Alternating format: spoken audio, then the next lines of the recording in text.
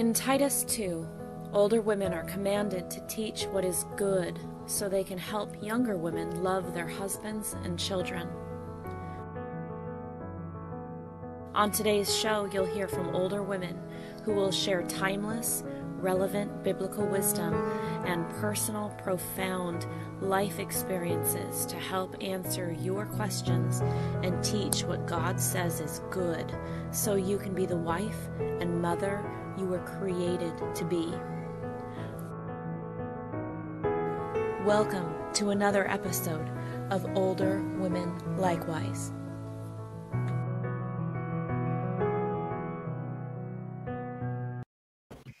We are so glad that you've joined us this evening for our program tonight. We are just honored to have you watching our show, whether live or archived later on. So welcome again to Older Women Likewise. Cindy, how are you this evening? Where are you? I'm in Texarkana tonight visiting our producer, Jenny, and her husband, Brian Garlock. So we have just come from a big salad bar. We walked to the restaurant and back. So I'll try to stay awake and just like, you know, how you have a full tummy and you get a little bit drowsy. Well, that's great. Your travels are wonderful and you're meeting so many Christians all over the country. What a blessing. And I know you're a blessing to them and an encouragement wherever that you all are going. Cami Bunting, we are so glad to have you with us this evening. And tell us something about yourself, and then tell us, why are you an accidental camper? So I'm Cami. I live in New York City. I actually, a year ago, moved to the New Jersey side of the Hudson River, but I can still see the Empire State Building out from the corner. I'm just 15 minutes from Midtown Manhattan, so still Metro New York. My husband, Don, has preached in New York City we've been here about 17 years now. And a few years, part of what I'll talk about later is an opportunity came up to be a camp director. And now I'm a camp director, almost accidentally. And I've learned a lot from it. And it's been a true blessing to me. That's great. That is wonderful. So we're looking forward to your lesson tonight. And we're just so excited about the opportunities that are available for women through the camp and through other activities as well. Mm-hmm. Yes, exactly. Yeah, we've seen a lot of great girls. We've got girls now who they were campers and then they aged out, and I asked them to come back and be counselors, and now they're part of our visiting young moms group. Oh, nothing thrills my soul more than that. That's wonderful. That's wonderful. Yeah. We are looking forward to your lesson. Thank you. So you'll be talking about how other people can start camps like this around the country. Is that correct? Or kind of how you do it, and then maybe they can kind of customize on their own ideas. Is that the idea? I'm sorry, I didn't mean to cut you off. Isla mentioned that, and I thought, let me tell you a little bit about how we did it, how you might, and also how you might do something just as simple as a weekend or an all-day Saturday. It doesn't have to be a camp, but some of the principles and some of the, not principles, but the things I've learned really apply to any time you want to get with some young ladies. Well, we are all ears. Okay. So we got the PowerPoint here. I was in my morning reading the other day. I was in the Psalms, and this passage, just this particular morning, as I was thinking about being prepared to be with you all and the work you're doing and what you're trying to accomplish, this just jumped off the page to me. It's from Psalm 78 from 2-7. I will open my mouth in a parable. I will utter dark sayings from of old, things that we have heard and known that our fathers have told us. We will not hide them from their children, but tell them to the coming generation the glorious deeds of the Lord and his might and the wonders he has done. He established a testimony in Jacob and appointed a law in Israel, which he commanded our fathers to teach their children, that the next generation might know them, the children yet unborn, and arise to tell them to their children, so they should set their hope in God, and not forget the works of God, but keep his commandments. And when I get to the part about the children yet unborn, I can hardly read the verses without crying about what it means, what a blessing it is to be part of this multi-generational. We'll tell our children, they'll tell their children. You cannot let them grow up not knowing the wondrous works of God. And we have many new Christians in the church that wish so much someone had told them sooner that they were children. And your thoughts on that?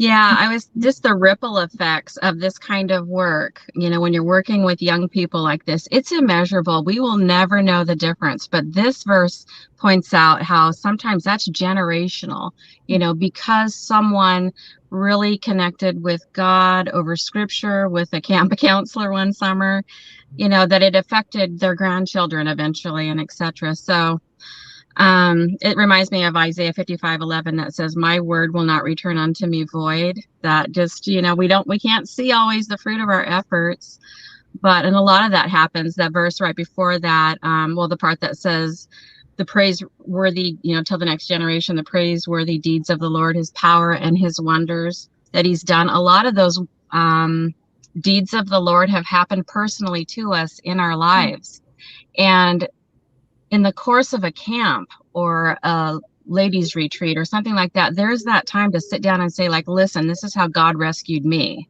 time and again. And listen to this answer of prayer I had that was just amazing. And so that plants faith in other people's hearts. And so that's one reason why I love these kind of extended periods of time together. We can really start telling one another the wonders that He's done in our own lives, in addition to the wonders that are within the scriptures. Beautifully said. I guess in my group, we're third generation. I went to camps when I was a kid that were Bible based, and then my children did. And now my husband and I, we send our grandchildren to camps as well. And I've seen so much good in myself and in the children and grandchildren that come out from that, as Cindy said, that concentrated week of Bible study and time spent talking about the Bible and just that focus on it that you don't get necessarily in your day-to-day life. And I just think it's fabulous, the work that you all are doing. Thank you. Thank you. Well, you want me to start and tell you a little bit about it then? Please do. Okay. So let me see here if I'm doing this right. So I don't mean to be silly calling it accidental camp director, but the difference is I did not have a dream of running a camp. I didn't even have a goal or a plan.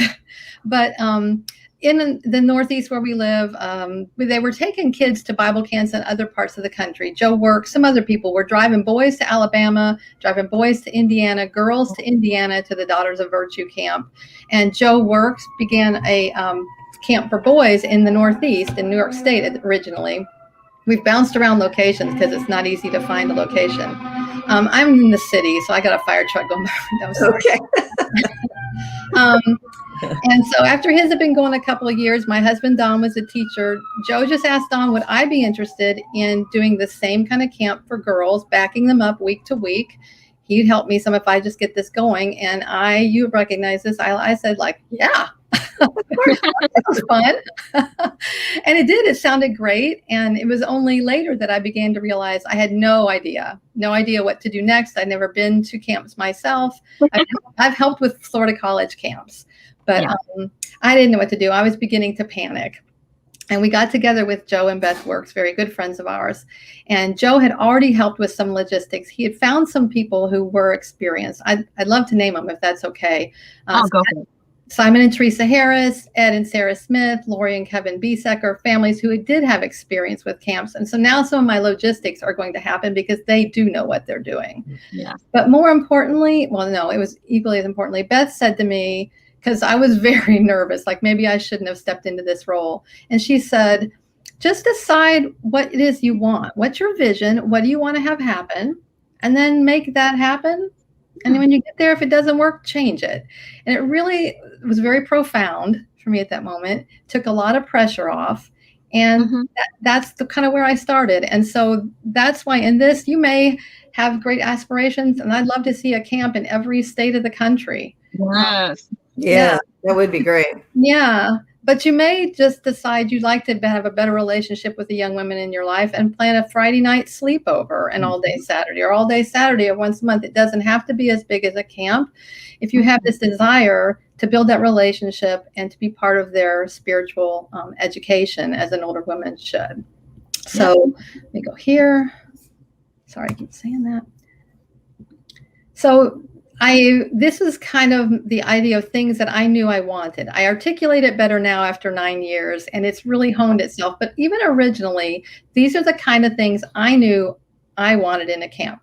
What you would want if you planned something might be totally different. But I knew, first and foremost, I wanted quality Bible teaching. That's what this needed to be about. Right. Okay, I wanted that, and serious Bible teaching. Okay? I knew that I wanted the people to be there to be cream of the crop, so that mentoring and role modeling goes on all day long, and that providing opportunities for conversation, and every person they're around becomes a mentor, or they're watching them. I knew that was important. I knew I wanted, I say here, opportunity for application and prayer. I wanted something practical to come out of this, not just we learn things in our head, but we learn how to do things. That was something important to me. And for prayer to be a part of it was important to me. Right. Of course, I wanted the girls to bond. And that to be an important part. Like you say, Cindy, when you said these extended periods, this extended time leads to so much bonding. Right. I think about, Cami, I think about the verse in 1 Timothy 1:5 that says the goal of our instruction is love from a pure heart. So I love how you started out with quality Bible teaching. There's the instruction. And the goal of the instruction is love from a pure heart. So I love what your focus. I love your focus. Thank you. And then I personally wanted the girls to, the service to be a part of it. I wanted the participants to be part of the structure and to serve at the camp. That was important to me. And this is kind of the priority list. I mean, we could round some, but that's how it made sense to me. And I think it would be perfectly fine to have a different and other priorities or a different emphasis on these. The girls in your congregation might get great Bible teaching, and you really want to pull them together for a day just of bonding with some prayer. Or you might want to teach them to serve with one Bible class in there. It doesn't have to be this. It's just how I kind of went into it. Yeah. So do you have thoughts on that? The length of time makes a difference, it seems like to me. I mean, in a one day, you really have to focus on one thing, but where you've got a week, you can really spread it out. And I love the emphasis on quality people coming to the camp, and not just warm bodies, but really people who are going to really have an impact on the kids. And I love the same-sex camp as well. In education, we learned that quite often girls particularly learned better without the, say, interference. I love boys, but we all know what you mean. All the time. Girls, they do a lot times better and learn and bond with each other and strengthen and encourage each other without boys hanging around. So I like that. It's less distracting. I agree. There's just a softer edge. And there were these moments you have at camp. And there was one moment, one year, our special activity for the week was going to be a picnic dinner instead of inside. And we carried that. We bought like checkered. We're girls, right? We bought checkered tablecloths, and this was perfect. The sky was blue. The sun was coming at an angle. Wow. And then I had bought bubble wands that I forgot to use at an event. So I threw these bubble wands in the back of the car. And jumped up, and all of a sudden, girls from 13 to 21 were playing. Yes. Oh, yeah. Yes. Yeah. And they were playing in a way they would not have done in a mixed crowd. That's true. I'm starting to feel some envy kind of creep up right now. So I think we need to move on. I want to be at the bubble picnic. I want to be at the bubble picnic. I know. So I'm going to come back to that same exact list and then talk about what the camp looks like. But I'd like to preface it with saying now, after these years of doing it, these are the things I know. I hope these serve as an encouragement. Things I learned, things I know that would help encouragement if you're working, as all of us are working to relate to the young women in our lives. Small parameter here. So number one, these young ladies are interested and capable of serious Bible study. Amen. They really are. And it doesnn't have to be women's studies. It can be, but it can be any topic. Living in New York City, for a while, there was a great upsurge of teenagers interested, and none of these were not coming with families, but like a grandmother would bring a grandson, and neighbors would bring kids. And some of the young adult Bible teachers in the city were really working with them and mentoring, and they just put them in deep Bible study. And I'll never forget one of the first ones I went to. My husband was going to teach it. It was all day during spring break, and it was on Deuteronomy. It was called Deuteronomy Day. And I'm like, you've got to be kidding. Like, I don't even think I want to go to Deuteronomy Day. You're never going to get kids there. And it was a great study, and the kids were in it all day. When it was over, they had pizza and hung out. And I really found that these young minds are interested and capable of serious study. You don't have to entertain them to get them to come. Deep is good. Amen. Yeah. So true. Yeah. And when you treat their spiritual interests with respect, they're going to become motivated and engaged. It just happens. I love this picture. This is from our evening activities. I plan the evening activities. The teachers do their classes. I do the evening curriculum, which I'll talk about. And the level of engagement you see at these tables, it's more like a workshop for them. But I think bringing them there, treating them with respect, saying, we know you can handle this, and let's take it and put in your life. I just love the engagement that we get from them. So I think we should trust ourselves to say, if we want to do serious Bible study with young ladies, their game, and they will do it. Yeah. Dig deep. Yeah. Right. Then I learned they love to pray. Not just our group prayers. They do good group prayers, but when you take them and put them in smaller groups, you give purpose and direction to the prayer in an intimate group, really good things happen, and they love it. And I knew from other camps, prayer is always involved, and I think it's good. But when we get, feedback at the end of camp, many girls name the prayer hour as their favorite hour of the day. Which blows me away. Yeah. They're really working up their wonderful relationship with the Father. So they love to pray. Serving during the event, I talked about them being servant, helps them take ownership of it. That we've had very good results with that. So if you plan something, and maybe instead of having the girls be served all day, letting them do a lot of the serving, it just helps them feel another way of helping them be engaged. Yeah. They own it. They own a part of it that way. It's right. Yeah. They do. Theirs. They do. Yeah. It's good. And when you provide this safe and scripture-based experience, a mutual understanding will grow. Your relationship with these girls will continue after the event. It takes some time to build this safe room. It takes, like if you're doing an hour class once a month, it's going to take you some months.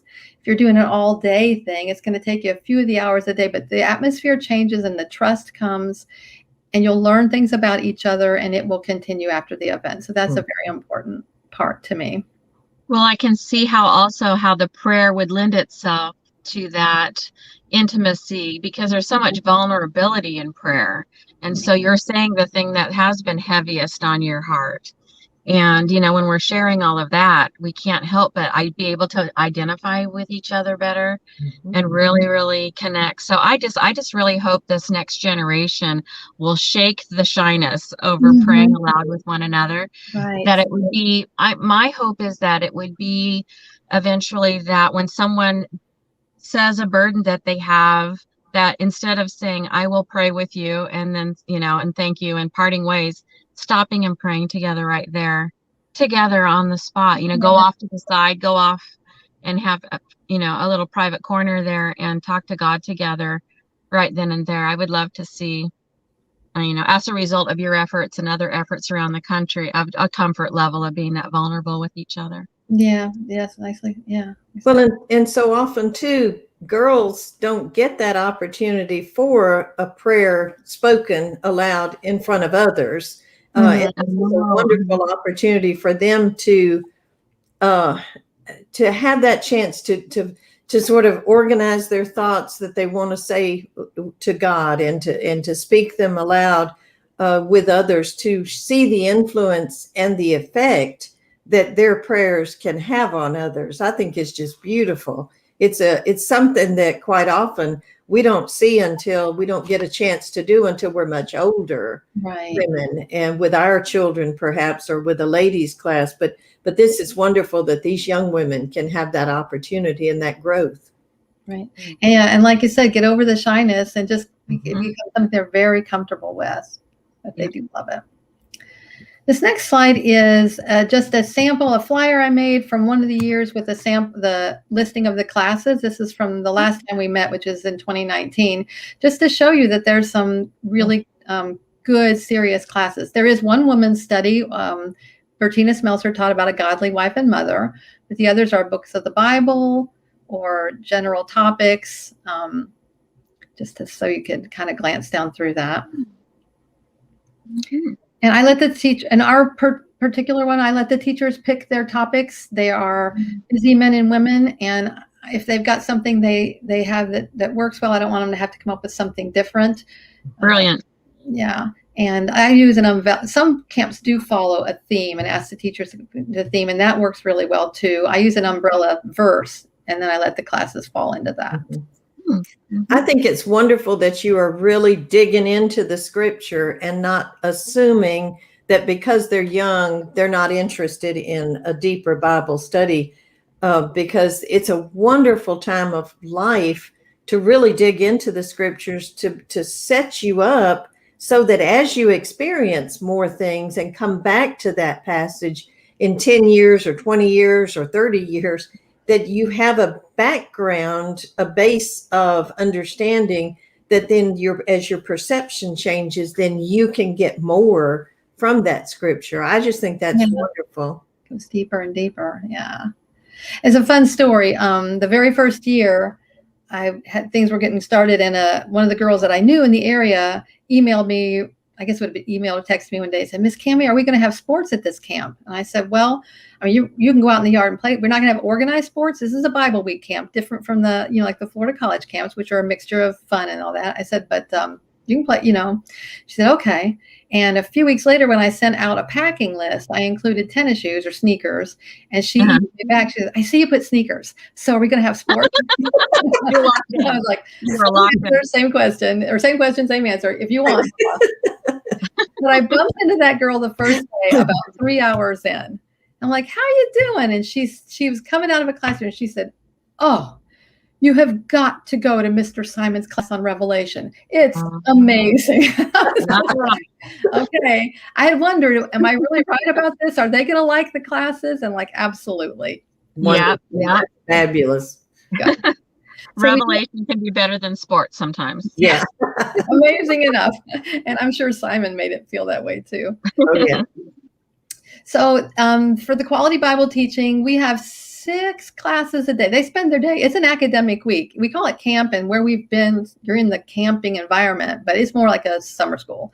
It's an academic week. They go to 6 classes a day, and we have workshops in the evening. I usually plan the evening curriculum. This is where I want them to learn how to do something as well as something spiritual. So this year, our evening theme is evangelism.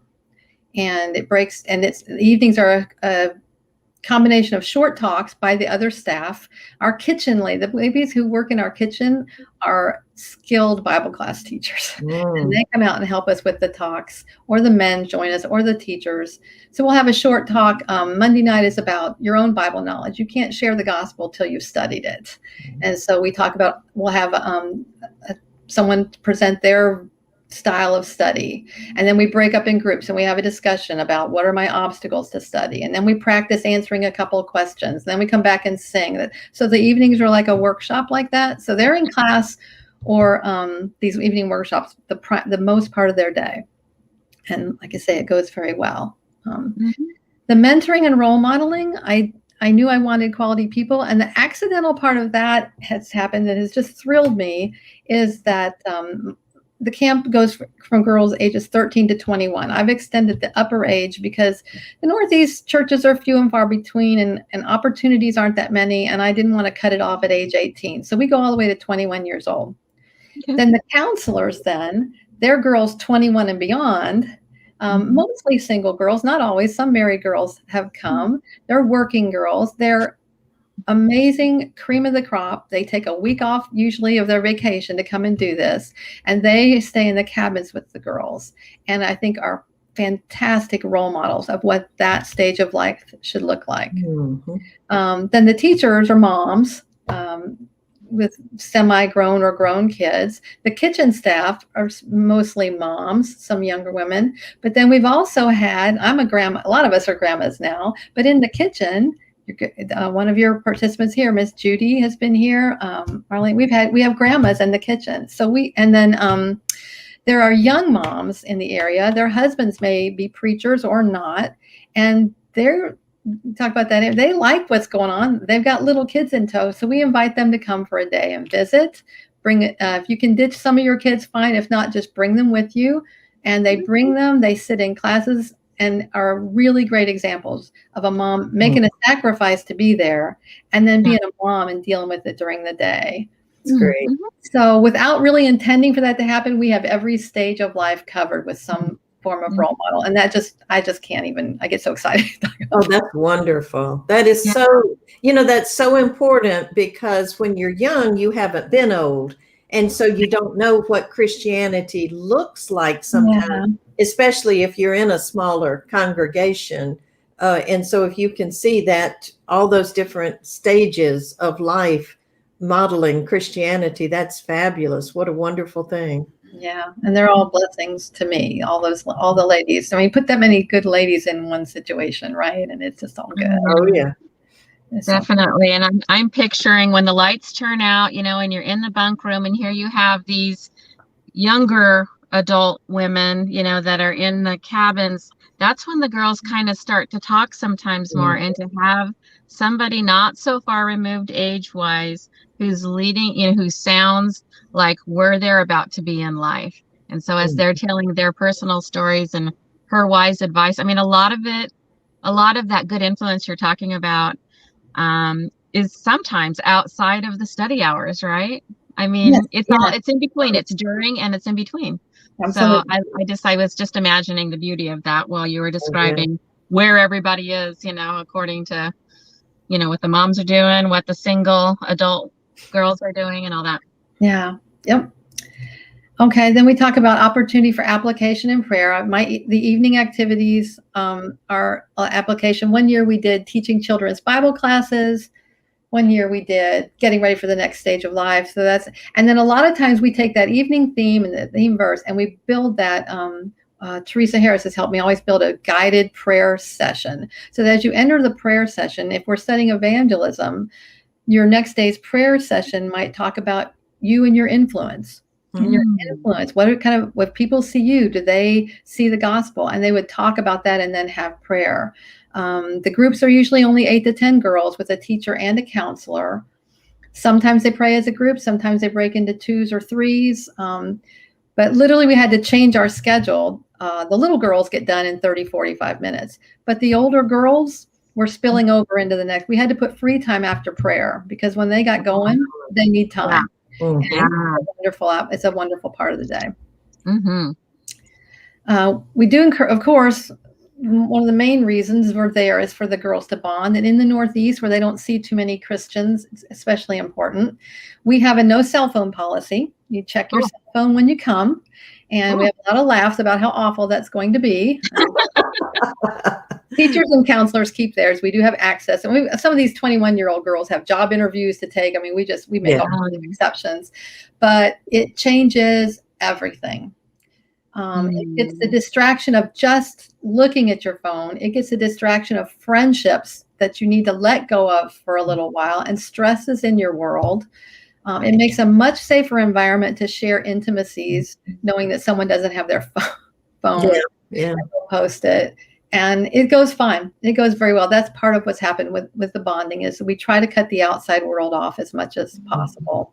Okay, yeah. Good idea. Being in classes and prayer, it just brings out the best side in everyone. And the first year I put way too much effort into making sure there was activities for them. And we do have we have free time, and we make sure there's things. Crafting people, there's a craft table. I just throw some embroidery thread, like those friendship bracelet threads, or coloring. There's some sporting equipment. We do make sure that happens, but I don't even have to spend much time planning that. Things just fall into place. They just want to spend time together. Yeah. The first year, though, we had some activities, and I had a rainy day game planned that was just hilarious. We just had just the biggest laugh over this game, and they wanted to know, could the teachers play? So we made a deal that if everybody stayed awake on the last day of classes, that the teachers would play the game. Oh, that's good. Laugh like crazy. And it really struck me because a girl came up to me, a girl from farther up in New England, and she said, I've never had that much fun with my Christian friends before. Oh, wow. And if you think about it, if there's 2 teenagers in your state, you spend a lot of time with your school friends. You don't spend much time with your Christian friends. You're with them in the worship services. Mm-hmm. So once a couple of days have gone by and the softness starts and the trust, then we do try to schedule in something that's kind of fun or silly and have a little true girl bonding together. That. Beautiful. And the way the service has come about, I knew I wanted something, and I didn't want just assigned chores. I want them to learn to be hospitable. So we have what we call hospitality teams. A teacher leads up a group of girls. And some of the chores, as it worked out, the place where we were, they were trying to figure out how to get supplies to us, how the men would come, like men who work for the campsite would come in and clean with this all-woman. We said, well, just don't come. We'll do it. And they said, what do you mean you'll do it? I said, we'll just take care of ourselves. Just drop the supplies off and we'll do it. And the guy said, well, in that case, I can reduce your rate, which was everything because so we completely take care of the maintenance and cleaning, not maintenance if something breaks, but that. And when we leave, we leave the place ready for the next. And they took hundreds of dollars off of Wow. And so talk about ownership. The girls now know this camp can happen because of what you do here. And so there are a few assigned chores, but then we let the teacher and the girls, you have a day. This is just the way we do it. You have one day that your team is responsible for that day and everyone's comfort and needs. And you're supposed to look around and see what he's done. So that's been fun as well. Yeah. That's great. So do you have questions for me? Anything about this is how we're set up, or have I left anything? So what? I don't think so. I don't think so. The only thing I was thinking is if I don't have my cell phone, can I bring my camera? Like, can I bring a camera that doesn't have a cell phone attached? Yeah, we do let them bring cameras. And then the day that we are breaking up in the morning and stuff and the cell phones come out, then it's just like millions of selfies.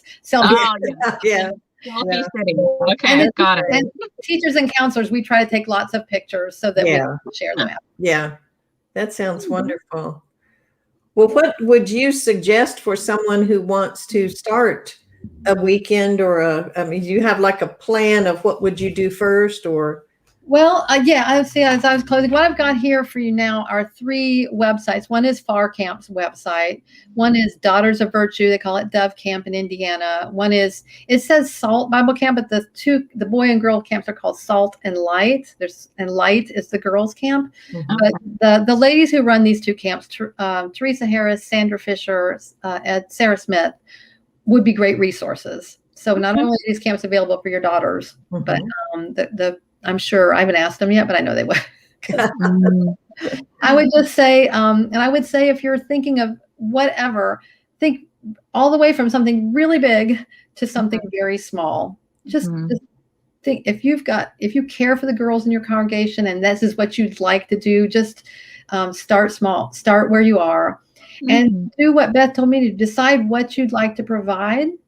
Yeah. And then just make that happen, but learn as you go. Yeah. I think I left one point off. I forgot when I was talking about things I learned, I skipped the last point, and that is this, and I'll say this here. Not everybody's going to come. Right. It's really discouraging. And I look at even though the pool to draw from in the Northeast is small, we don't get all the girls in the Northeast by any means. And it's hard not to take it personally. And it's hard not to let that discourage you from trying again.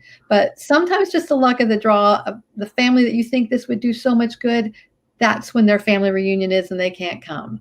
Or the girl you think it would really help says like, I don't think so. But have it for the ones who come. And put all of your effort and see who comes. That's another part of doing this. Get some help. Don't do it all on your own, but stick to your goals. Find one vision for the event and make that happen. Pray about it. Pray for wisdom. Pray for strength. And then just go forth boldly. Go forth boldly. I like that. I think the most important thing would be just do it, even if it's not perfect the first time. If you're presenting God's truth and you're getting girls together and empowering them to study God's word. And maybe, you know, you do have not a mistake, an error. I don't mean that, but things don't go perfectly, I guess is what. Just do it. Kids are very forgiving if you're making an effort. Yes, exactly. That's exactly right. Well, as we've been traveling around the country, we have visited 40 churches of Christ so far in the 9 months we've been traveling, and we have seen the ripple effects of this kind of work. I remember we were in Brandon, Florida, at a congregation there. We were invited to a youth gathering, and this young man got up and he was teaching the other young people about a minor prophet. I can't remember which one, but I'm like, what is going on with this kid? Like, how can this happen? His depth of knowledge, and even the students were super engaged. You know, it was like I was with 40-year-old people. I'm like, what's going on? And he had been attending these Bible camps growing up, and there's other names that I could name from around the country, but I'm just saying you can really see the difference. And this is very, very worthwhile work. So I hope we have sparked in some people tonight, just like this does not sound as overwhelming as I had imagined. And there's nothing going on in my state. I'm just gonna do this thing, you know, very worthwhile. Yeah. Yeah. Every year when I'm there, at one point, I just look around and go, this is amazing. I can't believe it. I can't believe it. And then I think, like, no, you've pulled people together who want to study the word. You've cleared the world out of the way. And what do you think is going to happen? This is where the Spirit grows. So, that's wonderful. Wonderful. Thank you so much for being with us tonight. Thank you very much for letting me talk about this. Oh, this is fabulous. We are, telling women about how they can help others, how that older women can teach younger women. And it's just wonderful. This is really what we're all about, and what we're trying to do is what you're doing already. And we thank you so much for being with us tonight. Thank you. Next week, viewers, we plan to have Dana Burke to be with us. She's going to bring us a lesson from her book, I Will Not Be Lukewarm. And I'm looking forward to hearing her. She sounds like my kind of person. So we're both looking forward to that. So please join us next Thursday at 8 p.m. For the lesson from Dana Burke. On Tuesdays, don't forget about Answering Religious Error, 8 o'clock. And what is it they're studying now, talking about now? Cindy, I know your husband, Mark, is working with them. Yeah, I still think that they're on their leadership series. And last week they were talking about leadership in the workplace. So I'm not sure if they're continuing on to that, but I think they've been doing that for several weeks, and they might be winding down a little bit on that and getting ready for a new series within the next few weeks. They're really doing good work. Every time I'm able to tune in and watch some of that, it's wonderful, really good lessons. And of course, the noon time on Wednesday, question and answer, they go from one question to another question. And I love the memes section at the beginning. They'll have a religious meme and they'll talk about it. They really answer all the questions that they do. And the answers are very interesting as to where it's the interpretation of the question as well as the answer they give is really interesting. So be sure to join them Wednesdays at noon, Tuesday nights at 8 for ARE, Wednesday noon for question and answer, and then Thursday evening for older women likewise. Thank you so much, Cami, for being with us tonight. And thank you, viewers, for joining us. And we'll say good night. Good night.